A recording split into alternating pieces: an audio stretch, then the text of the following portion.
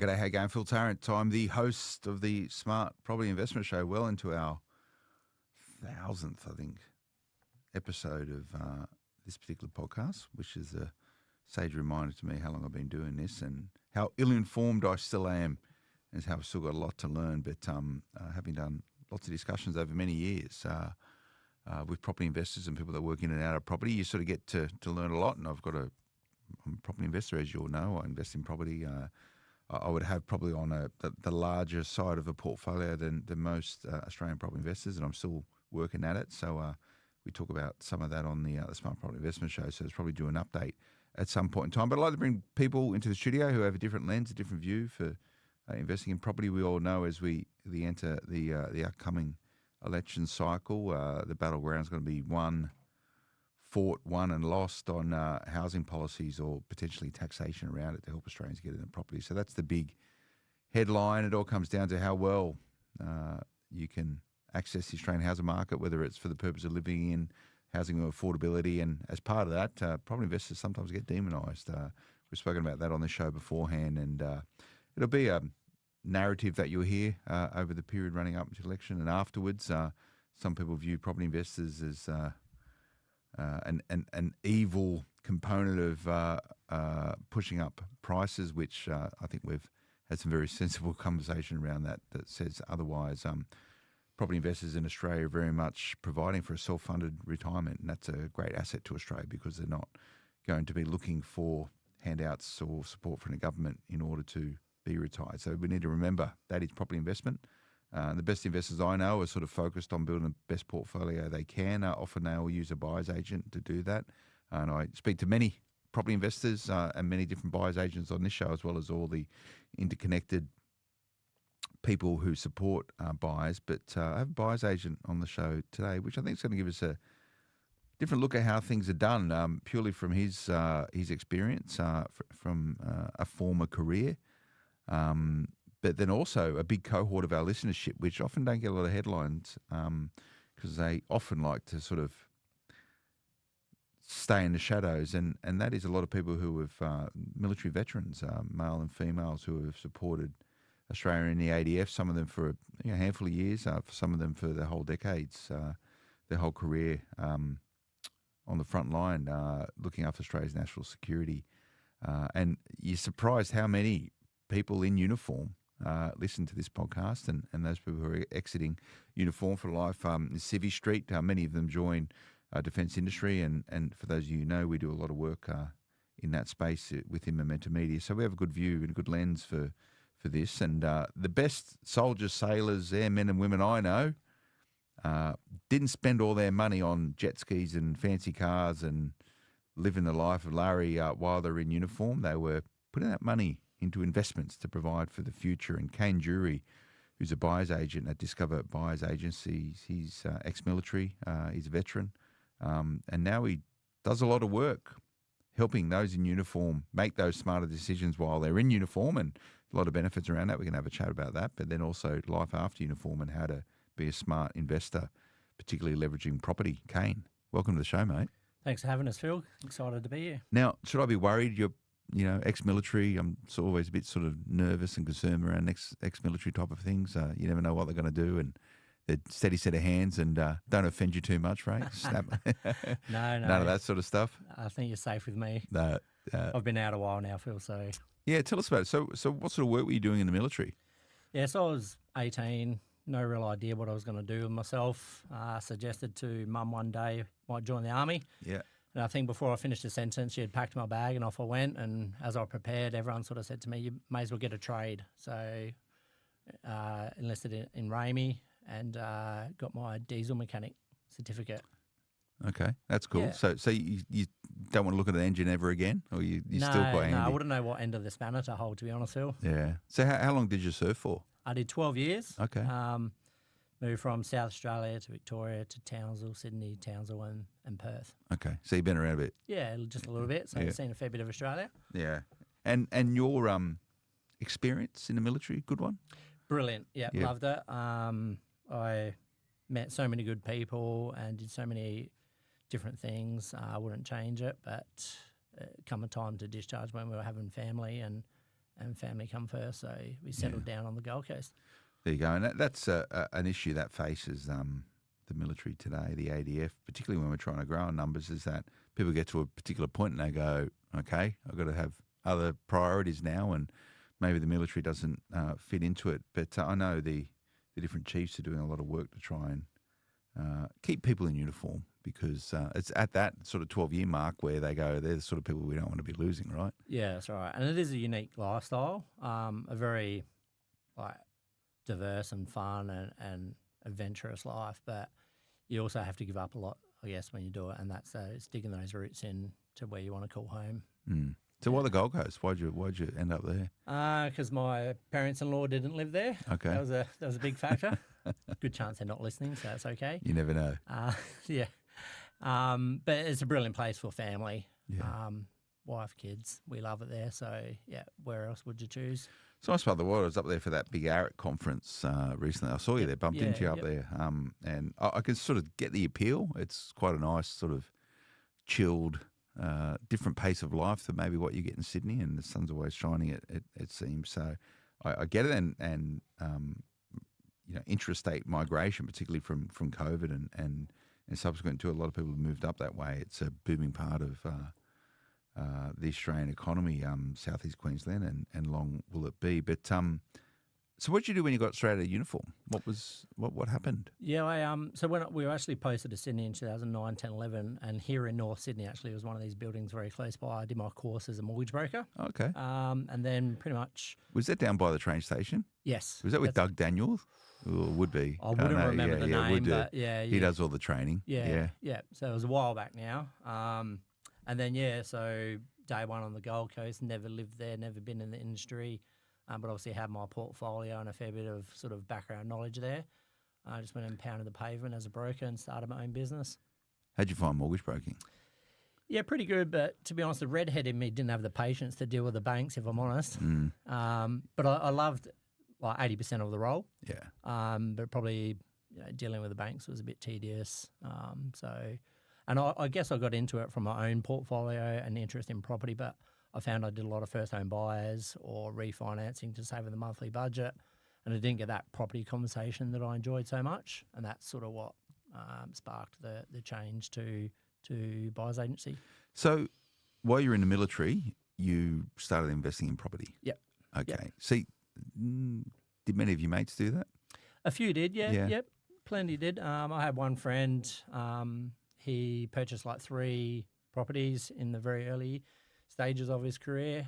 His dad had a significant portfolio and encouraged him to do it.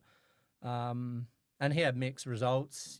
Buyer's agents, this is 2006, 7. Buyer's agents weren't much of a thing back then. There was still the property groups or the marketers around, but not so many buyer's agents. So he had mixed results, but he was one that comes to mind. And a lot of people become somewhat accidental investors where they might be posted to Sydney, they'll buy a property there, then post away, and they'll just retain it as a portfolio. And they sort of build their portfolio, so to speak, from their posting cycle.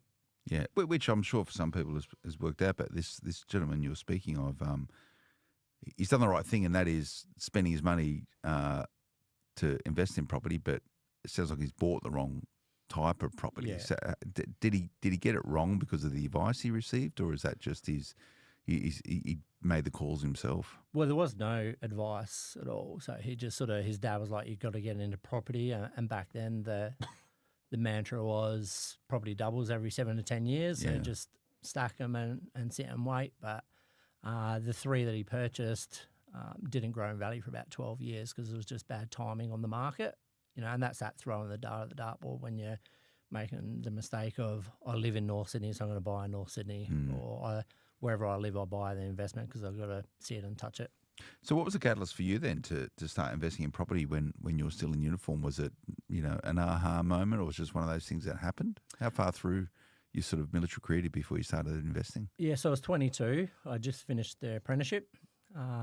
And like many, I read the Rich Dad books, I read the Steve McKnight books, and just become a bit of a sponge for information, and pretty much paid out a motorbike loan one week and went and purchased a property the next week. using the first homeowners grant and a Defence Force grant that you could get, which formed enough of a deposit. And pretty much same as my friend that I mentioned, just ran out and purchased a property in an area that I lived with not a lot of research. And, Where was that? Townsville. Okay. Yeah. Have you still got the property? Yeah, so it's a bit of so it's in profit now. It's doing quite well now, as we all know. Townsville's a good market at the moment, but it's a bit of a white elephant, that one, and it sort of highlights the importance of due diligence when picking a property. If you remember the Australia Day floods in 2019, so this one property we purchased in 2005, paid 170,000, and 15 years odd later, still worth roughly that. And then the Australia Day floods hit, and our tenant got evacuated in the middle of the night by a tinny, and off they went. And then the property sat vacant for 6 months because the body corporate was the insurer, and it ended up after 6 months they declined the claim on stormwater, not floodwater. And we were living here on the coast at the time, so all of a sudden we had to do a full renovation on this unit in Townsville. As you imagine, moisture and mould become a thing after 6 months. So it was pretty stressful at the time, and kind of really hits home on how important the due diligence process is when selecting a property, which a lot of people do tend to pay off. So, yeah, we learnt firsthand. Yeah, and again, the right intent, maybe the wrong execution, right? Yep. You've gone, well, I'll invest in property and start creating wealth, but not necessarily the right property. It sounds like you got a bit unlucky there as well, but to park all that money for that period of time without any growth is the biggest issue, right? Like, it's a missed opportunity cost. That you could have had that same money probably deployed in the western suburbs of Sydney and doubled it. That's right, doubled or tripled in that same period of time. Yeah, so the opportunity cost is huge, and you can't replace that experience of learning from it. But as long as you evolve and you learn from it and you improve, you can still continue to build a portfolio. Yeah. And you still got the property now? I think purely from a story point of view, and I just won't sell it. It's got almost no debt on it now. Like, happy days. And it's an emotional thing now. Yeah, and property's going up. It's doing quite well, that part of the world. So it didn't burn you, though?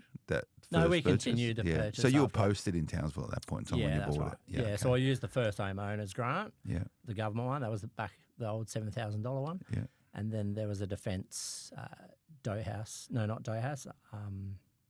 HPAS, which was $15,000 taxed. So people that in the military get a lot of incentives, right? There's incentives around where you're posted and whether it's away from home or it's at your home. And there's overseas posting, all this sort of stuff. It's a really good way to manufacture money. But there's also all these other incentives. You get cheaper loans by memory? So you got the Joe House loan where you get essentially, like, there's different tiers and levels and stuff. But to simplify it, it's about 1/3 of the interest, depending on how many years you've served and what tier you qualify for. Okay. Yeah. So as long as you're in uniform, you can get as many of them as you want? No, just the one. You get one. Yeah. That, in a perfect scenario, you might get it on, and you've got to live in it. So it's a home scheme, not an investment scheme.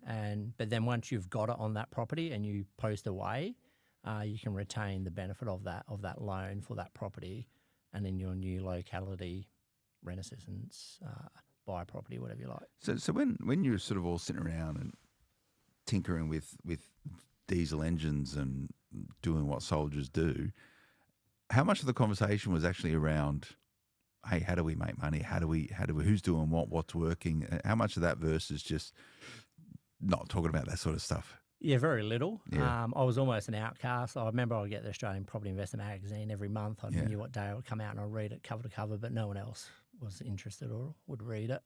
A lot of it was, cars. It was partying and all the usual stuff. Yeah. And it's the point, I think people, whether it's in the military or otherwise, people are inherently attracted to property. I think they see it, something takes their attention, and then they immerse and absorb themselves in it. So it's good to see that you've done that and you've now made it a career. So who would have known back then when you were sort of a diesel mechanic that you ended up being a buyer's agent or mortgage broker and then buyer's agent. So it's a good journey, but I want to sort of only feel like we just scratched the surface. Let's keep chatting about it. So, Kane, so you bought one property there in Townsville, your first property. So while you're in uniform, what sort of portfolio did you accumulate? While we were in, we accumulated to about 5. Yep. And then once I become a broker, we purchased another 3. Okay. Yep. So, and when you so you left service and then become a mortgage broker, pretty much you did the course and become a broker instantaneously. Yeah, just no one was going to employ me as a mortgage broker, being ex-defence with no experience. So I just jumped in the deep end. In the mortgage broking industry, you obviously got to get mentored for the first 2 years. Yep. So found an aggregator, signed up, got a mentor, and away I went. Yeah. And how long were you a mortgage broker for? 6 years. Okay. Yeah. And so the first all bit, on the Gold Coast. Okay. So you probably couldn't have bought any property for the first year or so because you've got to wait till you get a couple of tax returns in. Yep. And then as soon as you could borrow money again, you were at it. Yeah, I think there was one in the first couple of years after we discharged. That was in the super fund, and the contributions, as my wife was a nurse, was enough to get the finance through. And so still found a way to keep going. Yeah, there's always a way. And what did you buy? So what sort of properties did you buy after that first one in Townsville while you're still in uniform? I bought a townhouse in South Australia. Yep. And then after that was all houses with land content. Yeah. Okay. Yeah. In different areas, different locations. Yeah. We had one in Albury-Wodonga, South Australia, Toowoomba, couple in Townsville, and then the Gold Coast. Yep. Yep. Okay, and then as a mortgage broker, you just kept buying similar sort of properties to that, did you? Yeah. And are you happy with the portfolio where it's at and how it's performing? Yeah, definitely. Yeah. Keen to move into commercial next. So we'll concentrate on the business at the moment and accelerating that. It's got my full attention, and then commercial will be the next phase for our portfolio. Which is pretty typical journey for most people who sort of build a property portfolio. They get it to a point where they just go, okay, well, I'd like to make it a bit more black than red. If you've got a big residential portfolio, particularly if it's depending where it's geared on the LVR level with interest rates where they are, it's a nice way to offset and balance a portfolio with commercial. And manage one commercial tenant rather than for the same value of 5 residential tenants. Yes. Yeah. Did you get fatigued sort of managing your portfolio because it requires a lot of work, or is yours pretty self-sufficient? Yeah, it's all just admin that gets lobbed into the business, I guess. So you get used to it, but when you have a townhouse in Townsville that floods and that, it takes a fair bit of time and effort and stress levels. So mortgage broker for 4 years? 6. 6 years. Yep. Okay. And did you don't do any mortgage broking anymore? That's completely done. No, so I guess the last year was almost part-time. I had a foot out the door and was looking into the buyer's agency space. Yeah. And started to slow things down. And then after about a year as a buyer's agent, I sold the mortgage book. Okay. And was there a point when you were a mortgage broker where you went, that buyer's agent lot looks pretty good, I'm going to prepare to transition out of broking and becoming a mortgage broker? What was the inflection point for you? Yeah, probably. I remember I had this loan appointment and I went to see this client. They had their home, they had a decent amount of equity, and they were talking about just a finance review.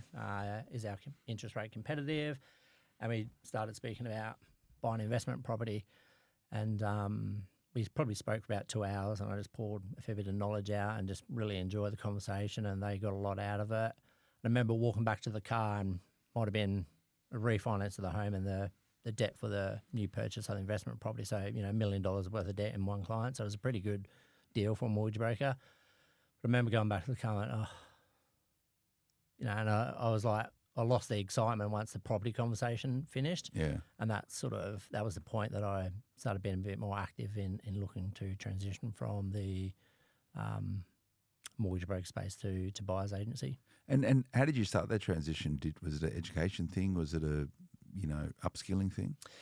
There was a little bit of upskilling. Like, I already had my real estate certificate, and obviously had a very good concept of debt and accessing debt and financing the purchase and structuring, and my personal portfolio. But I approached a couple of buyer's agents, just got their thoughts and advice, and then ended up joining another buyer's agency for the first 2 years before we then started our own buyer's agency. So good apprenticeship. You probably learned a lot in those first couple of years. Yeah, first couple of years were very good. probably 250 odd purchases in 2 years. Wow. Was REB Awards finalist. I saw that. Yeah, so very good apprenticeship. A lot of experience crammed into the 2 years, just doing volume. Yeah. So yeah. So there's nothing really inside of a real estate deal for a property investment you haven't seen now. Well, I think a lot of people attest to you've never seen it all. But yeah, a lot of experience and deals crammed into 2 years, that's for sure. Yeah, and sort of the volume of deals did like mortgage broking. You do a couple of deals, and then it's the process and paperwork and speaking to lenders and stuff. Having done so many real estate deals, do you still get as excited about them today as what you did on your first couple of deals? Yeah, more. Like I love the real estate, and I love that giving the client that light bulb moment of, you don't need to buy your home paid off over 30 years, and if you're lucky enough to buy, maybe one or two, you can actually, there's another way to do it. So I love that light bulb moment it creates for first time investors. So it still excites me, and I think it always will to an extent. Yeah, that's cool. And it doesn't matter the size of the deal; it's just the outcome for the client, maybe.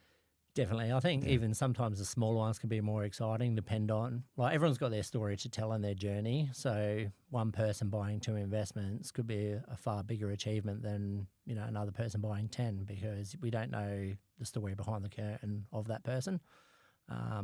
So yeah, that's why I love property, because, everyone's got their background, but everyone's got an opportunity to create a portfolio if they take the time and effort to learn and get educated. So you just don't do buyers agency work for people who are military or ex-military. You do both. Yes, we do everyone. Yeah. Anyone looking to build and scale a portfolio and wants that advice or their unique situation.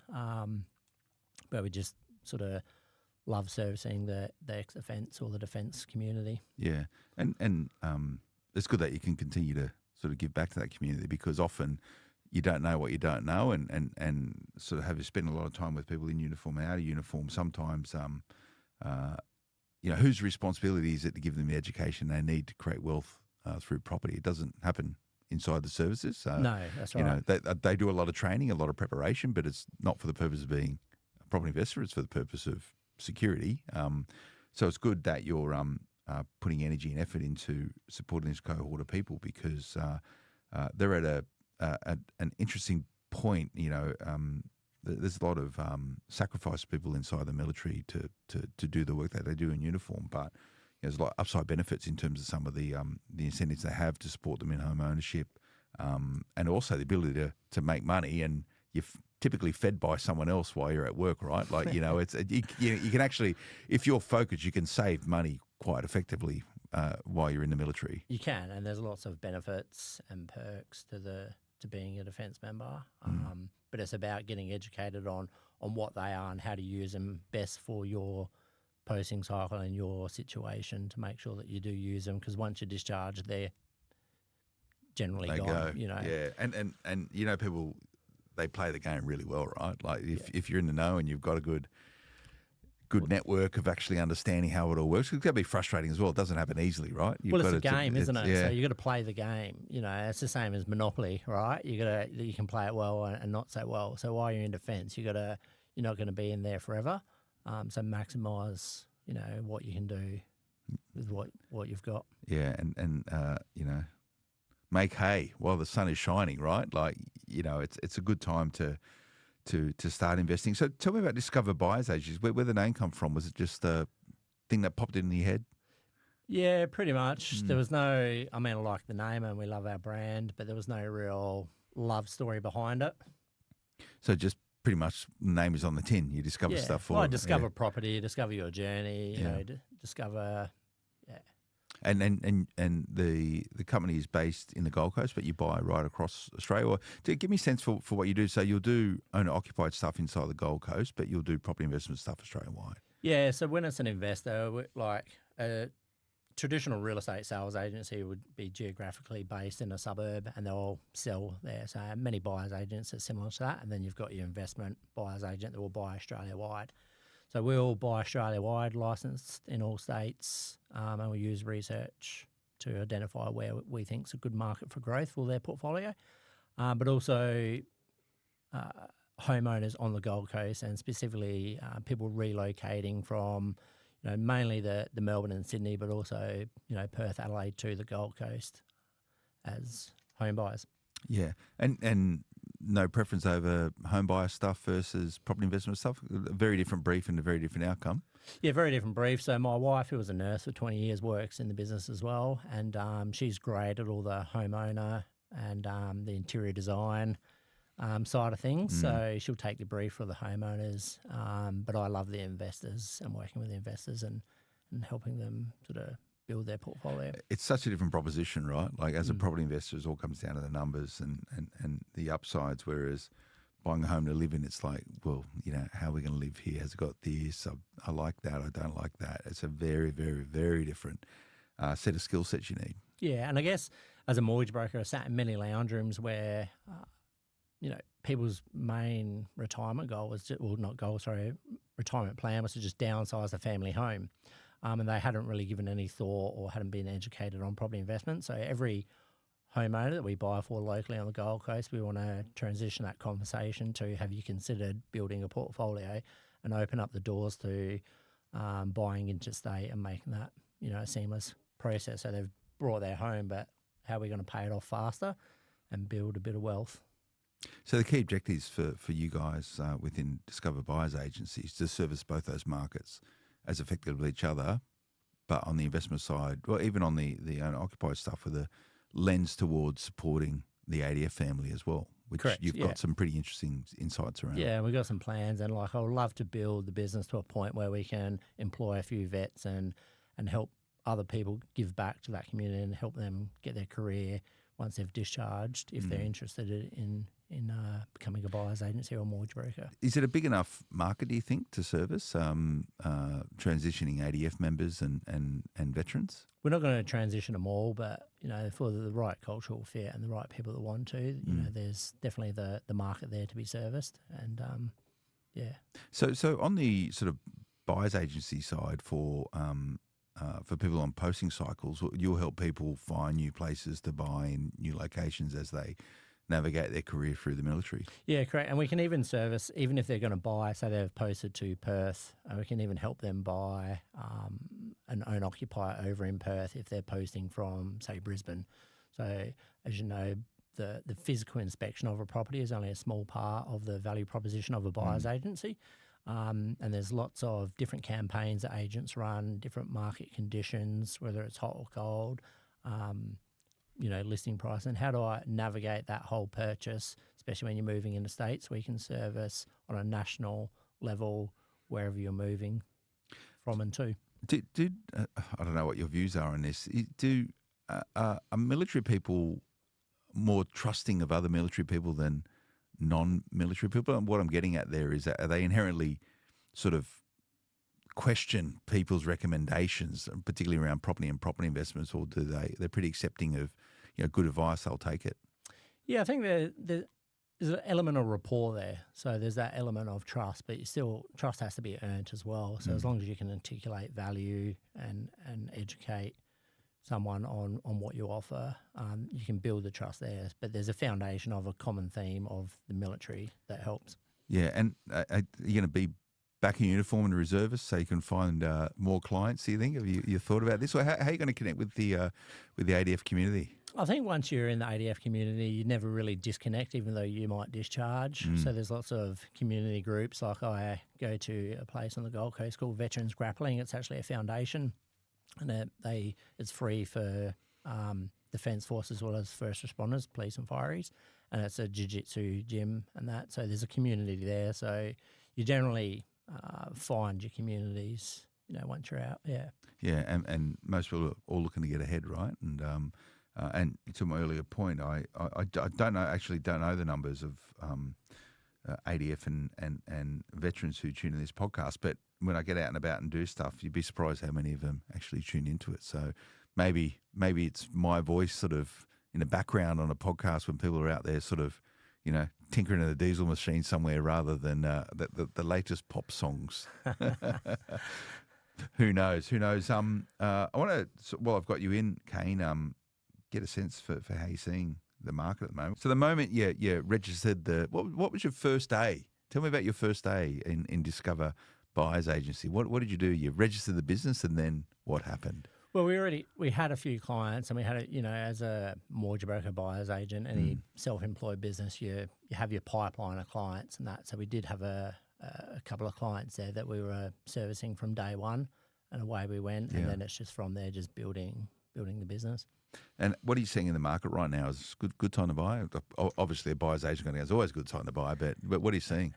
Yeah, we're seeing like very low stock levels and very high competition in buying, and a lot of confusion with a listing and what it's actually worth and how to value it. So, interesting times. That's the challenge, right? It's difference between. I know you've got views on this. Difference between money, currency, price, and value, and largely you want your buyer's agent to get those things right. Pretty important. Well, so the foundation of the education piece, I guess. So, currency is our dollars in the bank. It's not money. Money has, 5,000 years worth of history, and money has certain characteristics, store of value, medium of exchange, and I guess currency doesn't have the store of value that say gold would have. If we look at the 1970, the median house price in Australia, and all the stat nerds out there might go reference check this, but average house price might have been $12,000. A kilo of gold was $2,000. So if we had 6 kilos, there's $12,000, and then we put $12,000, and we put all three on the table here: $12,000 worth of cash, 6 kilos of gold being $12,000, and the title to the property because it won't fit. If you fast forward to 2024 and we look at, I think in April, CoreLogic's median house price for Australia wide was $779. A kilo of gold is about $112,000. So 6 of those is about 670. It's not quite at the same pace as property. And then $12,000 worth of cash is still sitting there. So the cash or the fiat currency has no store of value proposition like property. So then the game turns into how many properties can I get by accessing lending of that and pay that debt off with tomorrow's dollar that will earn further down the track when it deteriorates in value. You thought about this? Yeah, I love that. Yeah. So a part of when I left the defence in my last year or so, I worked at a gold bullion exchange in Brisbane. Okay. And that was just sort of filling the void as I got into the buyer's agency, but it was only sort of part-time. Yeah, okay. Yeah. So you've seen chunks of gold sitting there, all racked up in a safe? Yeah, so there was plenty. There was people walk in with $250,000 of cash and walk out with a handful of gold, and vice versa. So very interesting. Many people walking around with gold in their pockets, like probably not walking the streets, but there'd be more investors or more buyers of gold than you might suspect, I guess. Yeah, it's quite a portable currency, right? Like it's hard to pick up a house and move it, whereas gold you can shift it. But there's no leverage to it. No. So it's limited in its capacity. But if you're and that's why I guess property makes such a good asset class to build a portfolio. So how far through the Discover Buyers Agent journey are you now? How many years in? Coming up to 12 months. Oh, okay. Yeah. So it's still pretty new. Yeah. Yeah. And how's it been? Are you happy with the first 12 months? Yeah, very happy. Exciting times ahead, lots of plans. It's a great business to be in. Yeah. And it seems to be more buyers agents popping up on the Gold Coast. It's popping up on the Gold Coast, same as Sydney, Melbourne, and everywhere. Everywhere, I guess. isn't it? Yeah. But it's all what value can you add, what experience can you draw on, and what's your resume look like. So yeah, well, you've got a large portfolio. You've got all those years as a mortgage broker, which is property investment is a game of finance, right? So That's right. if with that view and lens around borrowing, you don't necessarily want to do the mortgages, but with a view towards the strategies around accessing finance as a mortgage broker, that's a huge enabler. It is, and you need to have a mortgage broker that's got a common interest, that's looking to build their own portfolio, so they're speaking the same language. Because ultimately, if you can't access debt, you can't add the next property to the portfolio. Yeah, well, mate, I've enjoyed catching up, Kane. All very brief, but already sort of 40 minutes in. That's flown by. So what's next, mate? You just going to keep plugging away, keep at it, sort of tap into this veteran ADF community while, simultaneously servicing civilians. Yeah, I mean, it's we're growing fast, so it's a great journey to be on. Want to keep servicing that military community, like you say, and grow the team. And if the right person pops up, we'll love to have that conversation if they're looking to join, to discharge and join or become a buyer's agent or a broker. So yeah, lots of exciting times. Nice. Well, that's Kane. So how do people find out about you guys that want sort of more info? Yeah, so you can just go to discoverbuyersagency.com.au or Kane at discoverbuyersagency.com.au. And yeah. Track it down. Yeah. That's it. We're all over socials as well under the same name. Okay. You happy to have a chat? Anyone, just reach out, email or jump on the website, submit the form, and you can book straight into the calendar as well. I jumped on your website before we got on air, and you look pretty straightforward. So go and check these guys out, discoverbuyersagency.com.au, and whether or not you're in the military or currently serving or a veteran or outside of that cohort of people, the point is that if you want to make the right decision around property investment, you've got to surround yourself with the right people. So that's what I see smart investors do. They challenge, they press, they find the right people for them as well. And sometimes you've got to try a few times before you find the right people who are part of your investing journey, whether you're an accountant or a mortgage broker or a buyer's agent or anyone else. So thanks for coming in, mate. It's good to see you. Phil.